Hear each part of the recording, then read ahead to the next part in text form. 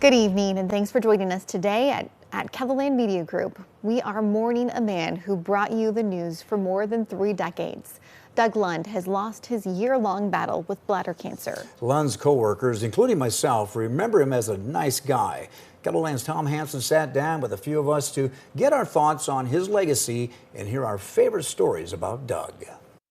Angela Kennecke was just getting her feet wet as an anchor at Keloland and says it was Doug who went to management and fought for her to become the full-time co-anchor on the 5, 6, and 10 o'clock news.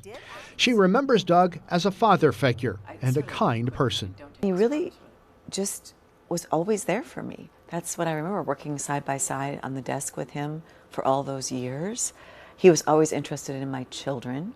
One time I told him that my kids wanted to ride in a convertible. Really, it was my youngest son who loved cars.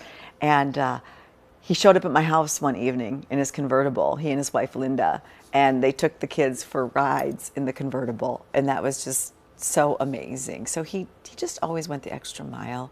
Don Jorgenson says he had the privilege and pleasure of working with Doug for 17 years and says the first time he met Doug was, let's just say, memorable. My first day here at Kelo back in 1990, the first day on the job, Doug was the first person to greet me. And let me tell you, it was not a very pleasant greeting because apparently I parked in his parking spot and he did not like that. He was good about it. He didn't have my vehicle towed.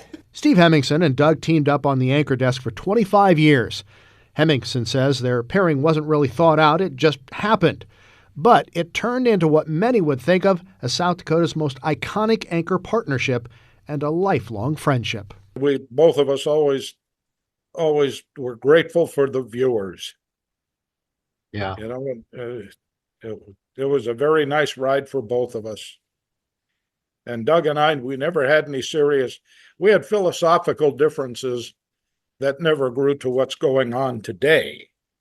But, you know, sometimes I'd say something verging on heresy when we're in a commercial or something, and he'd say, "I'm moving over, you're going to get hit by lightning." And I said, "No, it's slower than that."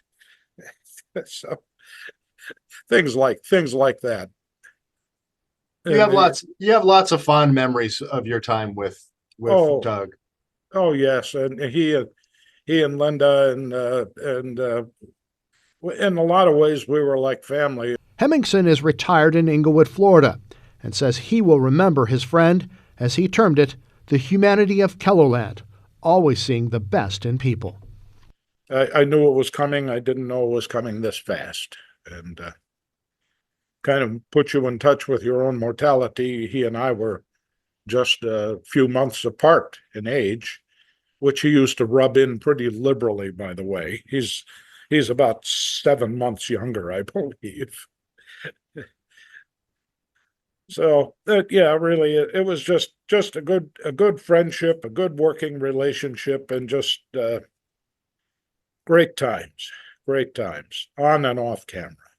Tom Hansen, Keloland News.